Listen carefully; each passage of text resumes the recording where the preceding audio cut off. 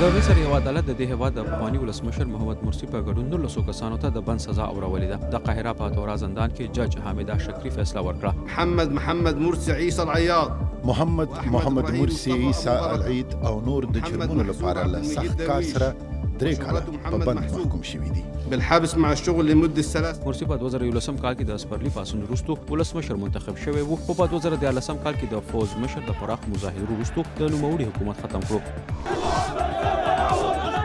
فلسطینیانو په غزا کې د هغه کس په جنازه کې ګډون کړی چې د جمعې په ورځ اسرائیلي ځواکونو سره په نښتو کې له ژوبل کېدو وروسته په هسپتال کې ساه ورکړه. پرون په غزا او نورو سیمو کې د امریکا ولسمشر لخوا بیت المقدس د اسرائیل د پلازمینې په توګه د منلو فیصلې پر ضد زرګونو خلکو احتجاج ته دوام ورکړی و. په ایران کې د خالي پولس حکومت پلوه کسانو په مشهد ښار کې مظاهره کړې ده. مظاهره له هغې یو ورځ وروسته شوې چې د ایران په ځینو ښارونو کې د بیو د لوړوالي پر ضد پیل شوي لاریونونو سیاسي بڼه خپله کړه. د خالي پولس په مشهد او تهران کې خلک د حکومت په حق کې راوتلي ول او له حکومت سره د ملاتړ شعارونه ورکول. د چین شمالي سیمه هاربان کې د واورو جوړو مجسمو نړیواله میله پیل شوې. دا په نړۍ کې د دې نوعیت تر ټولو لویه میله ده. په دې میله کې د نړۍ بېلابېلو هیوادونو هنرمندانو له واورې لویې مجسمې جوړې کړې دي.